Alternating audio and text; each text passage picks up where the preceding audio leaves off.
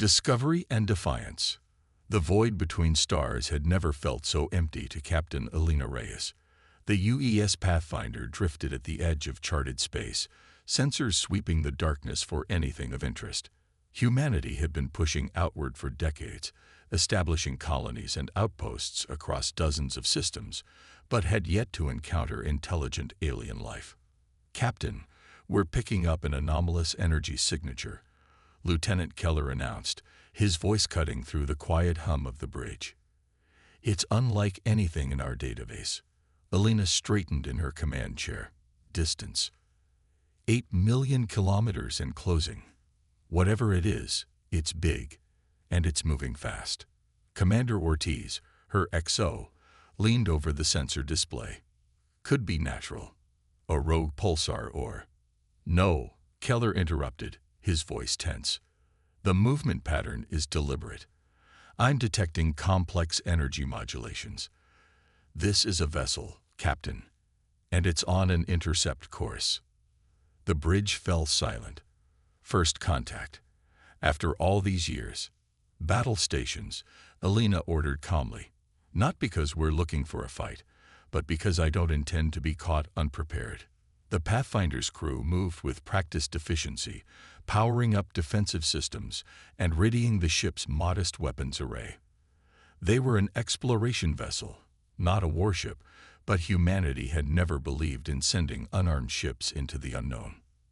"They're hailing us," Communications Officer Park reported. "The signal contains, it appears to be a translation matrix. They're attempting to establish communication." "Accept the transmission," Elena commanded.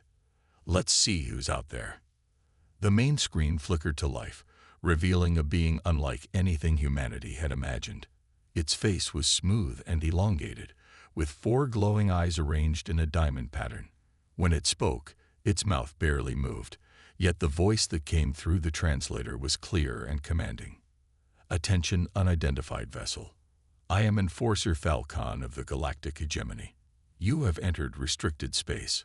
Identify yourselves and prepare to be boarded for inspection and registration." Elena felt a chill run down her spine, but kept her expression neutral.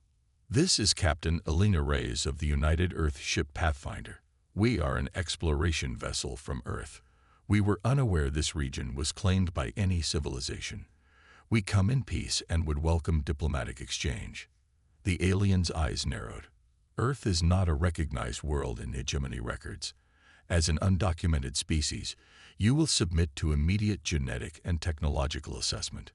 Prepare your crew for processing and implantation." "Implantation?" Elena questioned. "Standard procedure for new species integration. Compliance chips ensure proper behavior within hegemony space. Resistance will result in your vessel's destruction." Elena exchanged glances with her senior officers. "We require time to consult with our government. This is a first contact situation for us, and we don't have the authority to." "There is no consultation," Falcon interrupted. "There is only compliance. The hegemony has ruled this galaxy for 10,000 cycles. All sentient species serve their designated function within our order." The tactical display showed the alien vessel deploying smaller craft. "Boarding parties." "Sir," Tactical Officer Rivera whispered. "Their weapons systems are powering up. They outgun us by at least an order of magnitude." Elena nodded slightly. "Send an emergency burst transmission to Fleet Command. Everything we've learned." "They'll jam it," Commander Ortiz warned. "Then encrypt it and bounce it off every relay we have. Make sure it gets through." Elena turned back to the screen. "Enforcer Falcon, humanity does not submit to threats or forced implantation. We request peaceful dialogue as equals." The alien's expression didn't change, but its tone hardened. "There are no equals, only the hegemony and its subjects. You will comply or be destroyed as an example to your species." Elena's jaw tightened. "Mr. Rivera, target their boarding craft. Lieutenant Park, prepare to cut transmission.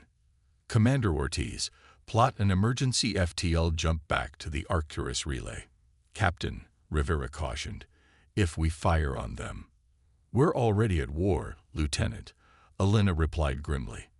"They just don't know it yet." As the transmission ended, Elena gave the order that would change humanity's destiny forever. Fire. The Pathfinder's pulse cannons lashed out, destroying 2 of the 6 approaching boarding craft. The alien vessel responded immediately, energy weapons scorching the Pathfinder's hull. Shields at 60%. Rivera called out as the ship shuddered. "Execute jump," Elena ordered. The stars blurred as the Pathfinder tore a hole in spacetime, barely escaping the grasp of the hegemony vessel. They emerged near the Arcturus relay station, systems damaged but intact. "Transmission confirmed," Park reported. "Fleet Command received our data package." Elena nodded grimly. "Set course for Earth, maximum speed. We need to prepare." Within days, humanity learned the truth about the galaxy they had only begun to explore. The hegemony controlled thousands of star systems and hundreds of species, all enslaved through neural implants and ruthless suppression. Their technology was advanced, their numbers vast, and their cruelty legendary. Military leaders and politicians debated endlessly. Some advocated immediate surrender, arguing that resistance was futile against such an overwhelming force. Others proposed isolation, retreating to Earth and fortifying it against inevitable invasion. Elena Reyes stood before the United Earth Council, her voice steady as she addressed the assembled leaders. "The hegemony doesn't seek allies or trading partners. They seek slaves. If we surrender, we condemn not just ourselves but all future generations to neural control. If we hide, we merely postpone the inevitable." "What would you have us do, Captain?" asked President Kwan. "Start a war we cannot win." "No," Elena replied. "I would have us do what humanity has always done when faced with tyranny. Resist. Fight. But most importantly, think differently." She paused, looking around the chamber. "The hegemony has ruled for 10,000 years because no one has challenged their fundamental control system.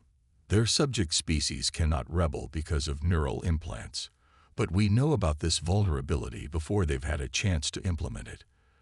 Dr. Eliza Chen, Earth's leading neuroscientist, stepped forward. "Captain Rice shared the scan data of the hegemony's communication signals with my team. We believe they contain embedded control patterns meant to interface with these neural implants. Given time, we might be able to develop countermeasures, perhaps even a way to disable the implants remotely." Admiral Okafor, head of the Fleet Command, spoke next. "We've been analyzing the hegemony vessel's tactics. They were arrogant, overconfident. They didn't expect resistance. That gives us an opportunity to prepare it, to adapt our technology to counter theirs." Elena nodded. "The hegemony rules through fear and control, not because they're invincible. They've never faced a species that knew what was coming and refused to submit from the very beginning." The debate continued for days, but in the end, humanity made its choice. They would not kneel. They would not surrender. They would stand and fight, not just for themselves, but for all the enslaved species of the galaxy.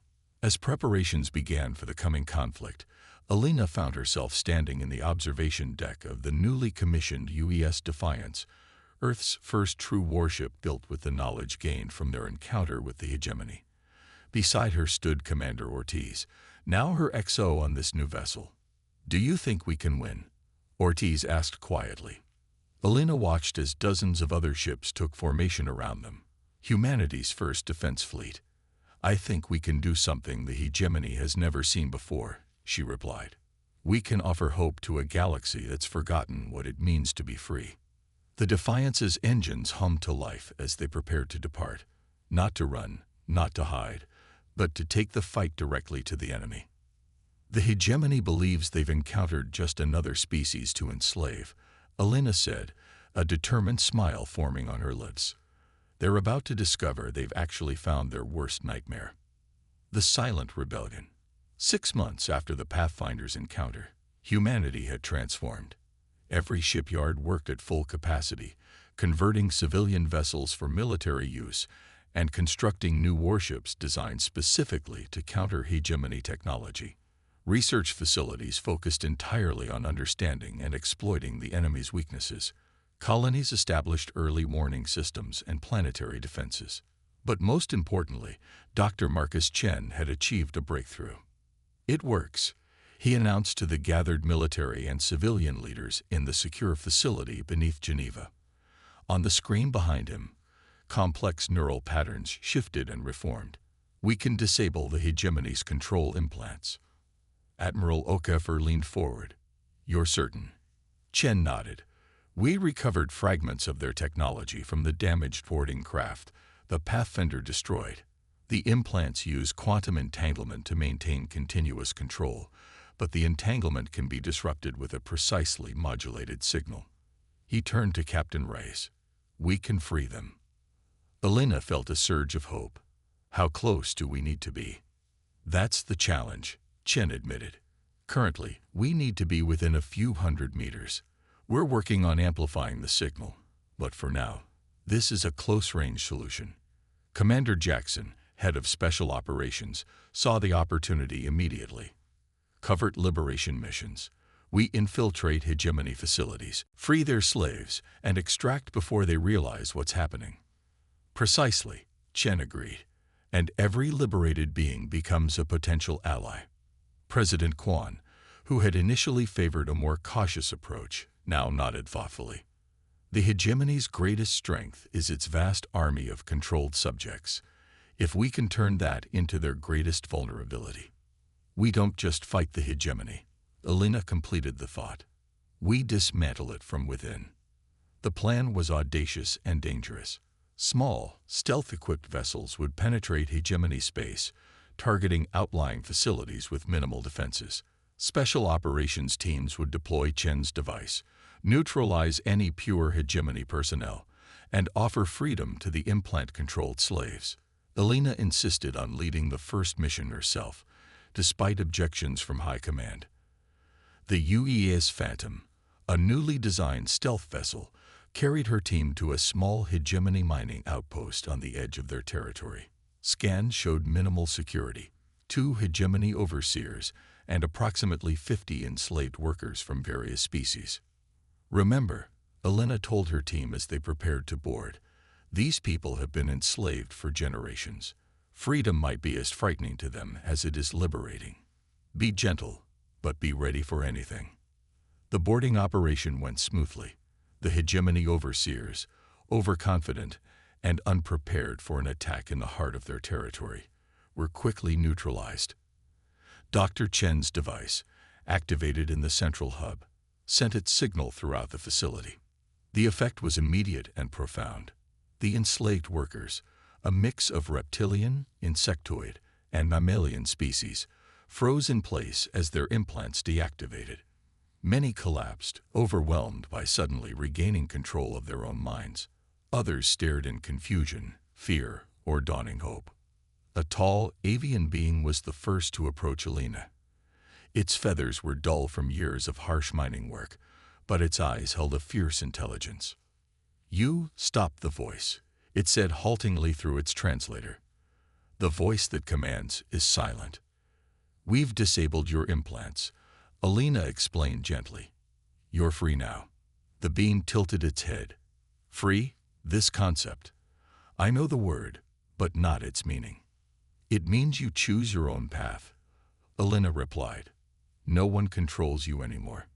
The avian being considered this, then straightened to its full height. "I am Kirol. My people were taken 3 generations ago from world Veshtari. We were warriors once." Similar conversations played out across the facility as the liberated beings grappled with their newfound autonomy. Some wept, some raged against their former masters. Many simply stood in stunned silence. Elena addressed them all. "The hegemony has enslaved hundreds of species across the galaxy. Humanity refuses to be one of them. We offer you a choice. Come with us. Help us free others like you, or we'll help you return to your homeworlds, if they still exist." Kirol stepped forward. "I will fight. Others will too. The memory of freedom lives in our genetic memory. even if we have not experienced it ourselves. Not all chose to join the resistance.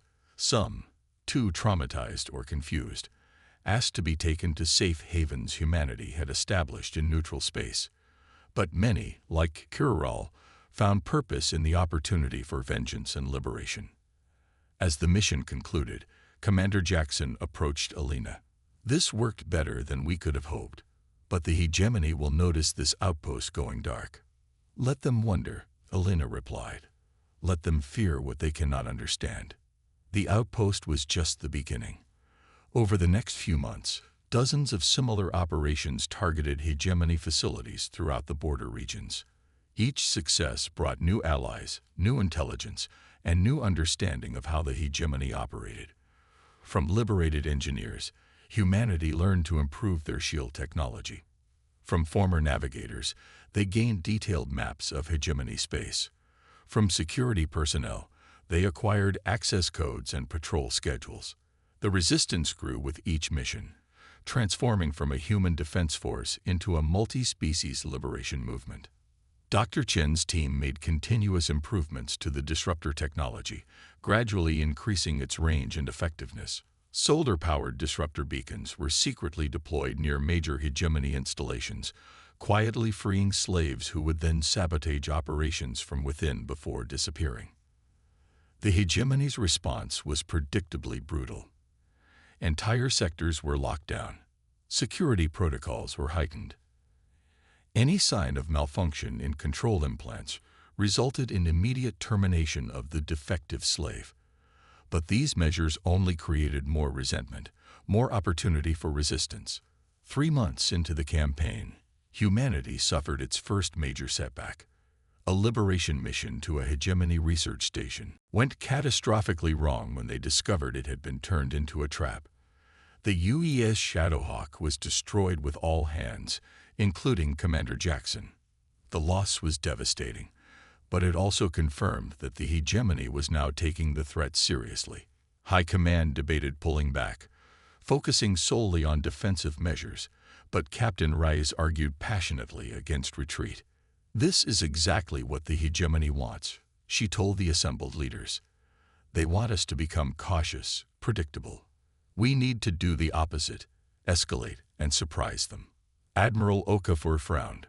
"What are you proposing?"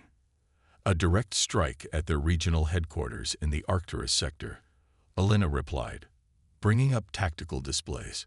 "It's heavily defended, yes, but our intelligence from liberated slaves indicates it's also the control hub for implants across 27 star systems. If we can deploy an enhanced disruptor there." The plan was audacious to the point of insanity. It would require every stealth vessel in the fleet, all their special operations teams, and perfect coordination with resistance cells that had been established throughout hegemony territory. "Even if we succeed," President Quan pointed out, "this will trigger an all-out war." "With respect, Madam President," Alina replied, "we're already at war. The hegemony just hasn't brought their full force to bear yet because they still don't understand what they're facing.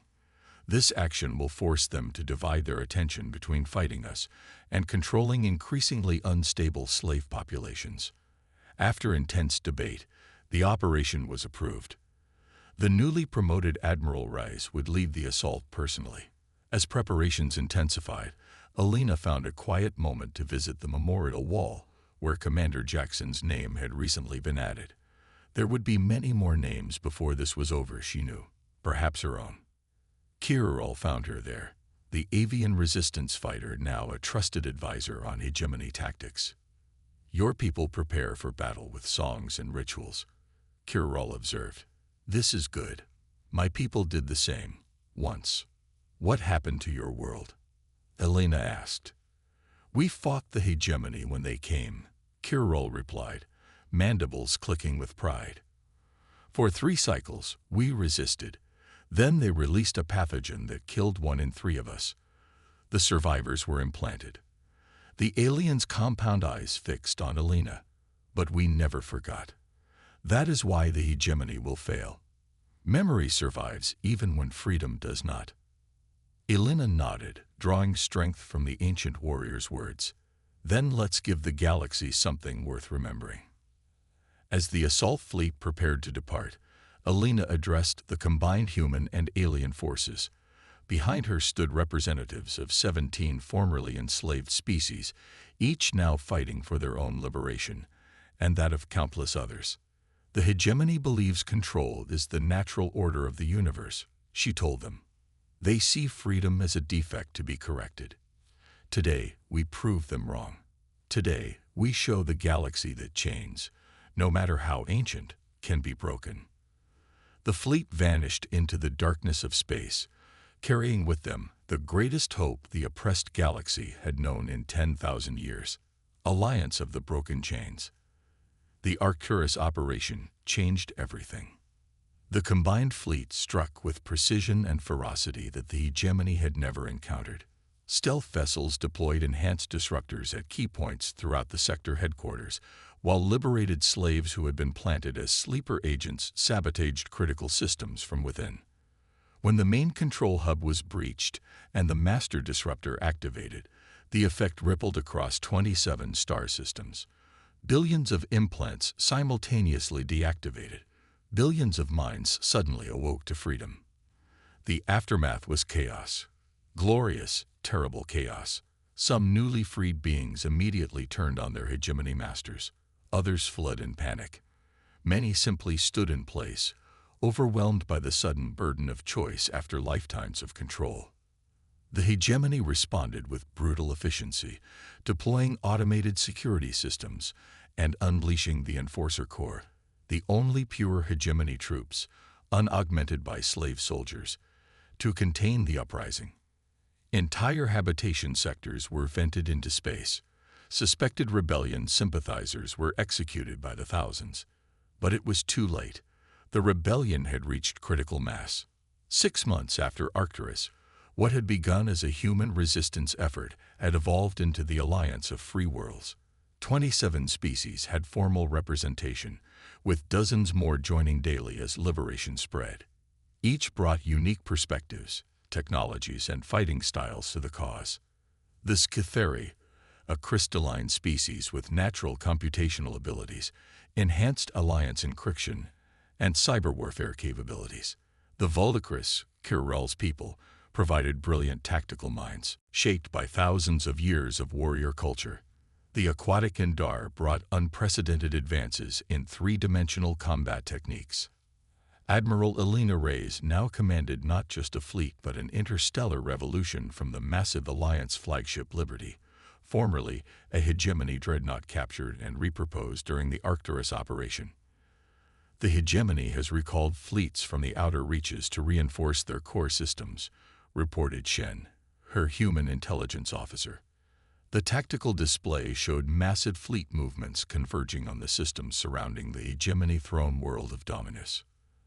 They've placed their highest value research facilities under direct enforcer control, added Kirrell, now Chief of Alliance Special Operations. No more slaves in sensitive positions. Alina studied the display. They're adapting, but slowly. Their entire system is built on slave labor. They can't function without it, and they don't have the numbers to replace billions of workers. The Alliance had adopted a multi-pronged strategy. Military forces engaged hegemony fleets wherever possible, prioritizing the capture of vessels with enslaved crews who could be liberated and often recruited. Special operations teams continued to penetrate hegemony facilities, deploying increasingly sophisticated disruptors. Alliance scientists worked tirelessly to counter hegemony attempts to modify their implant technology against disruptor effects. But the greatest challenge wasn't military. It was humanitarian. Billions of beings suddenly freed from control needed support, guidance, and often protection from themselves. Many had been born into slavery and knew nothing else. Some species had been under control for so many generations that their original cultures were lost entirely. Dr. Eliza Chen, who had expanded her work from neural disruption to psychological recovery, addressed the Alliance Council on this critical issue. Freedom is not merely the absence of control, she explained. It's the presence of choice, purpose, and identity. Many liberated beings are experiencing severe trauma, existential crisis, or both. Some even request reimplantation because autonomy is too overwhelming. This revelation troubled the Council deeply. The idea that some might choose enslavement over freedom challenged the very foundation of their cause. Elena spoke up. "We cannot force freedom on anyone. That would make us no better than the hegemony. But we can provide support during the transition, help reconnect people with their cultural heritage where possible, and create communities where recovered slaves can find purpose and belonging." The Alliance established liberation centers throughout freed territories, staffed by specialists in trauma recovery and cultural anthropology. Archives recovered from hegemony data centers provided precious information about the original homeworlds, languages, and customs of many enslaved species, allowing for partial cultural reconstruction. Not all recoveries were successful. Some liberated beings, unable to cope with freedom, took their own lives. Others formed violent splinter groups, rejecting both hegemony control and Alliance guidance. But for every tragedy, there were thousands of successes, individuals and communities rediscovering their agency and building new identities from the ashes of enslavement. The hegemony, meanwhile, was changing too. As reports of the rebellion spread reached Dominus, the ruling Archons faced a threat unlike any in their 10,000-year history. Alliance intelligence, pieced together from captured data and the memories of liberated high-level slaves, revealed growing fractures within hegemony leadership. Some Archons advocated for a strategic withdrawal from contested regions, concentrating forces to protect core systems. Others demanded ever more brutal suppression, regardless of the cost. Archon Prime Selvoris, supreme leader of the hegemony, finally broke the deadlock with a chilling decree. "If we cannot rule, none shall prosper." Technical specialists intercepted and decoded implementation orders that confirmed humanity's worst fears. The hegemony was preparing a scorched earth strategy. Any system at risk of falling to the Alliance would be rendered uninhabitable through devastating weapons that targeted planetary biospheres. The first demonstration came at Lyra IV, a recently liberated agricultural world. Hegemony forces, driven from the system, launched biological weapons from their retreating vessels. Within days, the planet's ecosystem began to collapse, with synthetic pathogens destroying crop species and disrupting the food chain. Alliance scientists worked frantically to counter the attack, but millions suffered from famine before stabilization was achieved. The message was clear. Liberation would come at a terrible cost. Elena brought this grim intelligence to the Alliance Council. The hegemony is growing desperate. They'll destroy what they can't control, regardless of the consequences. Then we must strike before they can implement this strategy more widely, argued Delegate Thrix, a reptilian leader from a species that had been among the first liberated. "Take the fight directly to Dominus." "That would be suicide," countered Admiral John, one of Elena's most experienced human officers. "Our intelligence suggests the Dominus system has defenses beyond anything we've encountered. We lack the firepower for a frontal assault." Kirill, silent until now, stepped forward. "Perhaps we need not attack with ships at all." All eyes turned to the avian warrior. "Explain," Elena prompted. "The hegemony controls through fear, through the belief in their invincibility," Kirill said. "Before the implants, this was how they conquered, by demonstrating such overwhelming power that resistance seemed futile." The warrior's feathers rustled in the alien equivalent of a thoughtful gesture. "But what if we could show the galaxy, and the hegemony themselves, that their leaders are not gods but merely mortal beings? What if we could reach Archon Prime Selvoris directly?" "Assassination?" Elena asked, frowning. "Not necessarily death," Kirill clarified. "Capture, trial, justice. Let the enslaved masses see their divine ruler answerable to those they considered inferior." A bold plan took shape. A small, elite team would infiltrate Dominus, not through conventional means, but through the most unexpected route. The heavily guarded but rarely inspected ceremonial pathways, used for archon religious processions. Alliance intelligence had identified a specific upcoming ritual where security would be focused outward, not inward.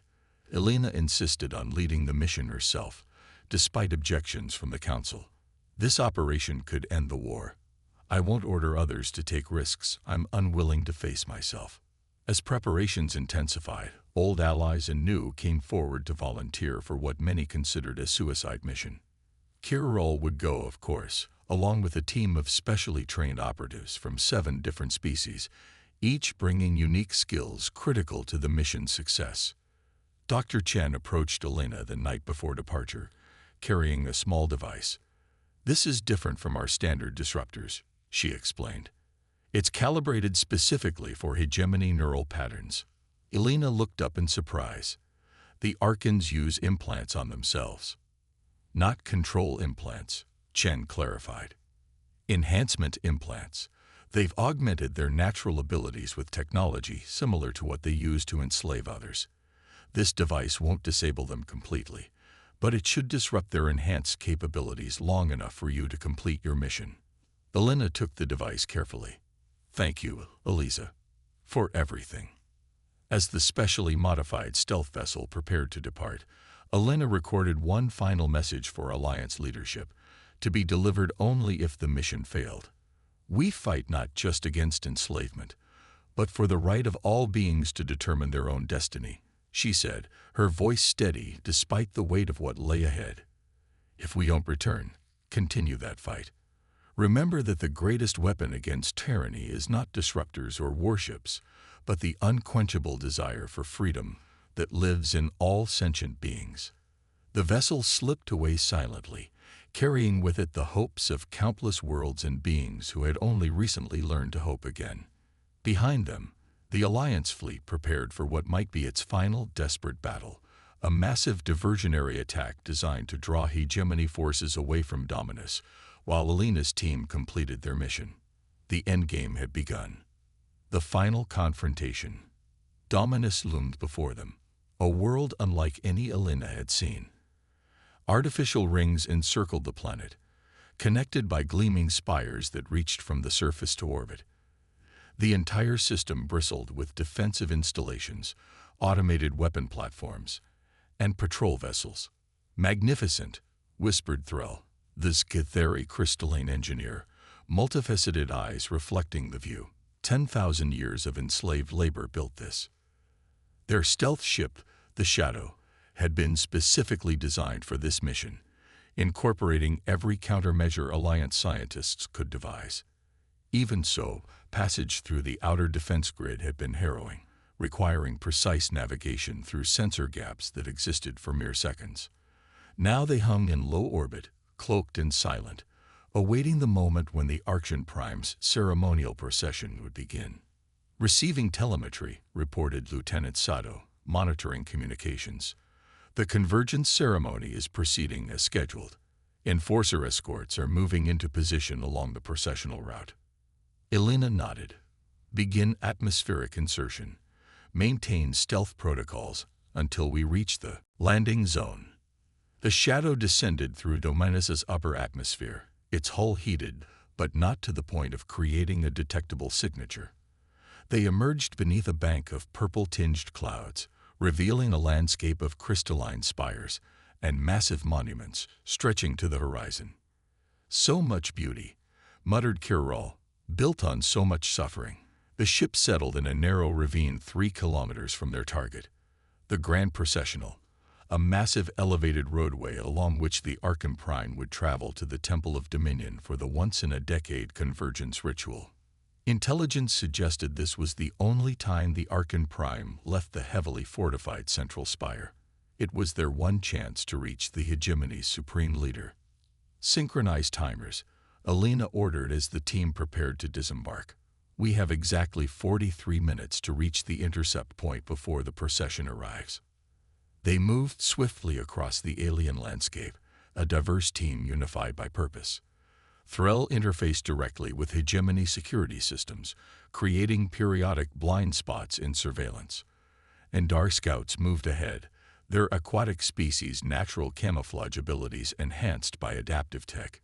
Kiril and the other combat specialists formed a protective ring around Alina and Dr. Chen, who carried the specialized neural disruptor. They encountered the first Enforcer patrol at the base of the Grand Processional. The hulking guards, pure hegemony with enhanced implants and ceremonial armor, never had a chance to sound an alarm. Silent weapons and perfect coordination left them unconscious rather than dead. Alina had insisted on minimizing casualties whenever possible. "Their armor will serve us," Kiril noted, already working to remove the ornate plating from one fallen Enforcer. Disguised in Enforcer armor, 5 team members including Alina ascended to the processional level, while others remained below to secure their escape route. They took positions among the actual Enforcers lining the route, their presence questioned by none. The hegemony's arrogance had always been its blind spot. Who would dare infiltrate the heart of their empire? The procession approached with glacial ceremony. First came the minor archons, each carried on anti-gravity platforms, surrounded by slave attendants. Then the high priests, their body structures so modified by implants that they barely resembled the original hegemony species.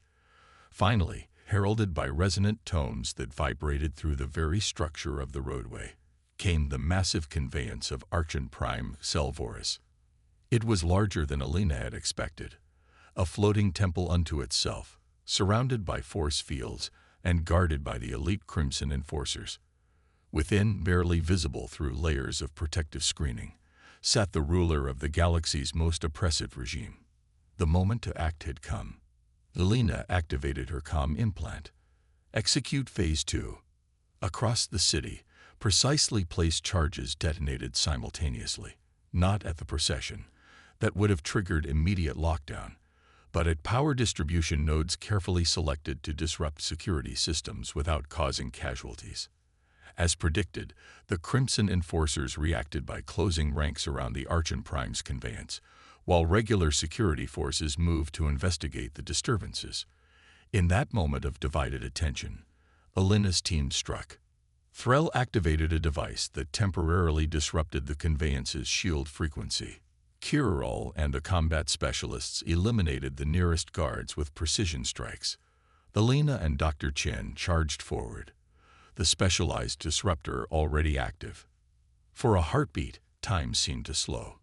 Alina found herself face to face with the being who had enslaved trillions. Archon Prime Selvoris was both more and less than she had imagined.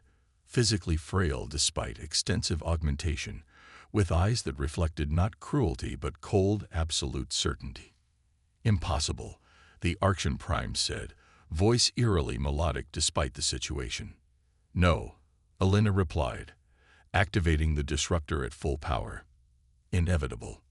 The effect was immediate. The Archon Prime convulsed as neural augmentations failed, collapsing back onto the ornate throne. But the team had only seconds before the security forces would regroup. With practiced efficiency, they secured the stunned hegemony leader and activated the extraction beacon. From below, the stealth shuttle rose to meet them, hovering alongside the processional as they boarded with their captive. Alarms blared across the city as they accelerated away, but the confusion of multiple simultaneous security breaches worked in their favor. By the time a coordinated response formed, the Shadow had already broken atmosphere, pushing its stealth systems to the limit as it raced for the extraction point.